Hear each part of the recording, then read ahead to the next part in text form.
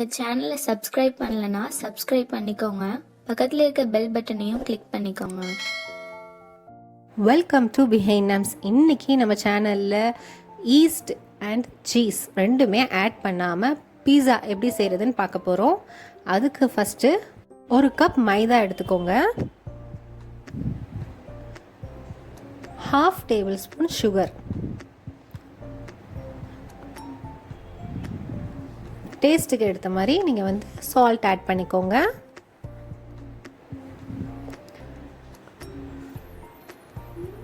ஒரு 1/4 table spoon baking powder, அதே மாதிரி ஒரு 1/4 டேபிள் ஸ்பூன் பேக்கிங் சோடா. ரொம்ப ஆட் பண்ண வேணாம், கொஞ்சமாக ஆட் பண்ணிக்கோங்க. இப்போது கீ நான் நெய்யை மெல்ட் பண்ணி அதில் மிக்ஸ் பண்ணிக்கிறேன். ஸோ நல்லா மிக்ஸ் பண்ணிக்கோங்க. இப்போது நான் 3 டேபிள் ஸ்பூன் தயிர் ஆட் பண்ணுறேன்.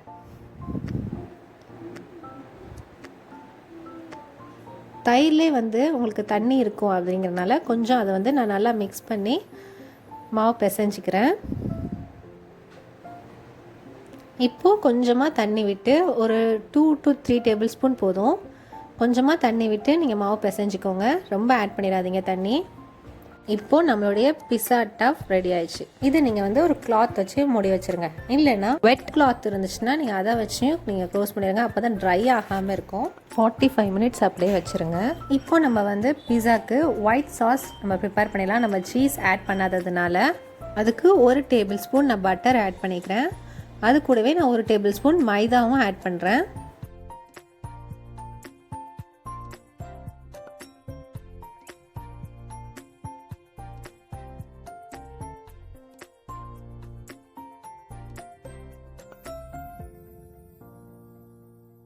பட்டர் நல்லா மெல்ட் ஆகி அது கூட நம்மளுடைய மைதா மாவும் நல்லா மிக்ஸ் ஆகணும். அதில் நல்லா குக் ஆகணும். ஸோ லோ ஃப்ளேமில் வச்சுக்கோங்க.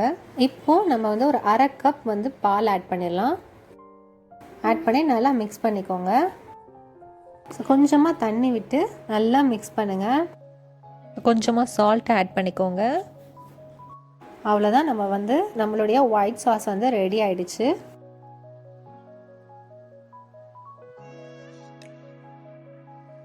இப்போ நம்ம ஒயிட் சாஸ் ரெடி பண்ணிட்டோம். அண்ட் டொமேட்டோ சாஸும் நம்மளுக்கு ரெடியாக இருக்குது. ஸோ டொமேட்டோ சாஸ் எப்படி ரெடி பண்ணணும்னு நான் ஏற்கனவே மோமோஸ் வீடியோவில் போட்டிருக்கேன், அதை நீங்கள் பாருங்கள். ஸோ இப்போ 45 மினிட்ஸ் ஆகிடுச்சு. இப்போ நம்ம மாவை ரோலிங் பண்ணி எடுத்துக்கிட்டேன். ஸோ ரொம்ப திக்காகவும் இருக்கக்கூடாது, நம்ம நைஸாகவே வளர்த்துருங்க, ரொம்ப தின்னாகவே வளர்த்துருங்க. இப்போது நான் ஒரு பிளேட்டில் ஃபுல்லாகவே ஆயில் அப்ளை பண்ணிட்டேன். நம்ம ரோல் பண்ணி வச்சுருக்க பிஸா டோவை அதில் ப்ளேஸ் பண்ணிடுங்க. ஸோ சைடில் ஃபுல்லாகவே ப்ரெஸ் பண்ணி விட்டுருங்க.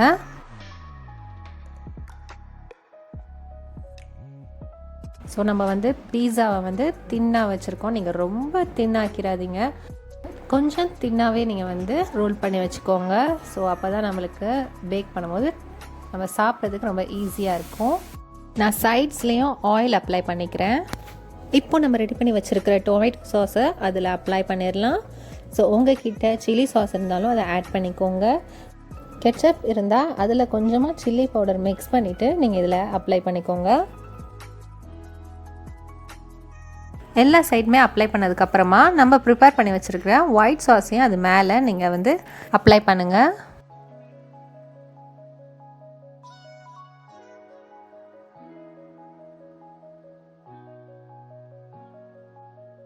இப்போது மேலே உங்களுக்கு என்னென்ன வெஜ்ஜீஸ்லாம் பிடிக்குமோ அதெல்லாம் ஆட் பண்ணிக்கோங்க.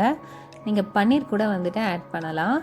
ஸோ நான் கேப்சிகம், ஆனியன், டொமேட்டோ இதுதான் நான் எடுத்திருக்கேன். நீங்கள் ஸ்வீட் கார்னும் எடுத்துக்கலாம்.